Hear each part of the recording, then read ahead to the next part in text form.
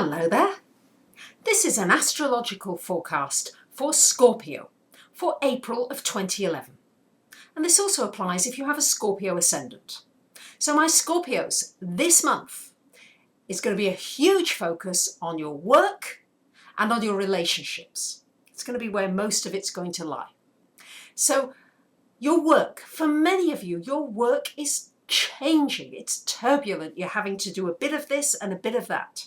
For those of you looking for work, looking to do something this month, if you can place the emphasis more on how can I be of service to others, rather than thinking so much about yourself, but how can I help, how can I be of service, you may well find that something comes to you, something good comes to you through that.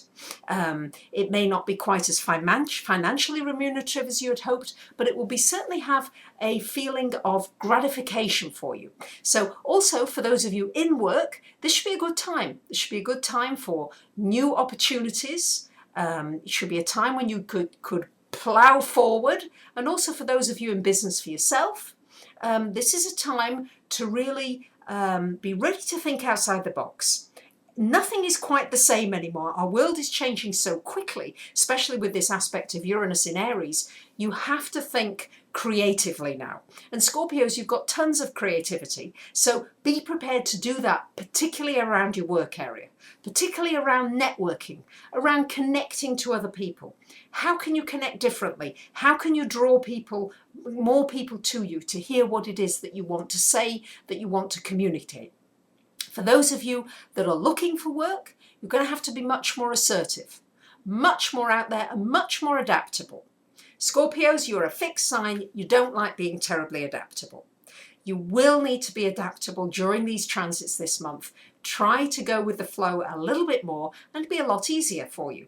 Try not to be too fixed about what it is or what it isn't that you will do. And if you will do that, then there's a possibility of you getting the kind of work that you'd really like to be doing, or at least laying the seeds for you to be able to get that. We've got Mercury retrograde until the 23rd of the month. So this means Mercury is in your 6th house as well of work, so there could be some miscommunications in work, or you may need to repeat instructions again to somebody that's misunderstood you. But if you've been preparing things in your work area and you're completing them, then this will be a very good time to do that. Of course, remember, be careful, try not to sign new contracts and new agreements during this period, because it just tends to, during Mercury retrograde, they tend to have just some hiccups, and it's usually minor stuff. But while we know about Mercury retrograde, it's best not to do it. Also, it's a good time very good time, especially as it's in your 6th house, for creating new routines, new habits in your health and your work that really serve you in your daily life. So that would be a very good thing to do during this time, because Scorpios, you do like to feel as though you've got a bit of control in your lives. And that would be one way of doing it. I guess, and after the 21st of the month, the sun comes into your 7th house of relationship. So this will shine a light on your relationships. For those of you looking for a relationship or a partnership, this would be the time for you to do it during this last week of the month when the sun is shining its light in your 7th house. This would apply to business as well as personal relationships. The most important thing happening this month is the change of sign of Neptune. Neptune goes into Pisces on the 5th of this month until August, goes back into Aquarius until February, and then it's in Pisces for many years to come. Neptune is a hugely important planet that I think has been a little bit ignored in a way because of the cardinal climax and everything that's going on with Uranus and Saturn and and Pluto squaring and opposing each other. But Neptune is quietly going to slink into Pisces on the 5th of this month. And wherever Neptune is in your chart is where you're fooled, where you made sacrifices, where you're not seeing things clearly. So it could be in your 1st house. If it's in your 1st house natally, it will make you very magnetic. Certainly give you a magnetic personality. People will be drawn to you. You'll almost have a bit of a mystery to you. But you may not be able to see yourself very clearly. You'll fool yourself. And so for you, Scorpios, this Neptune transit is in your 5th house.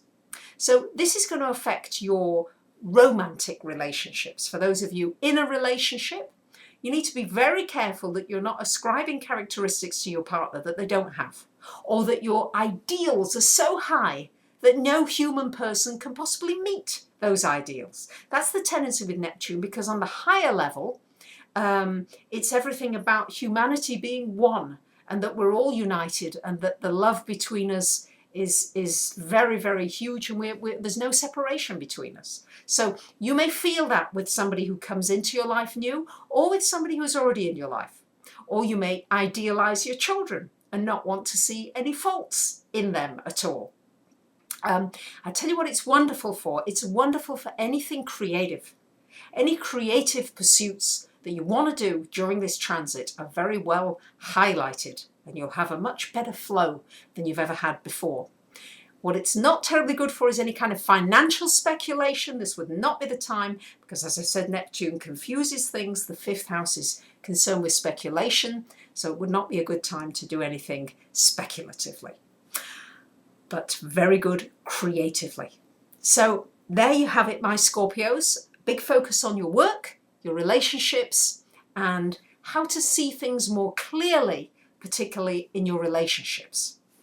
So I wish you a great month, and I thank you very much for listening. Bye for now.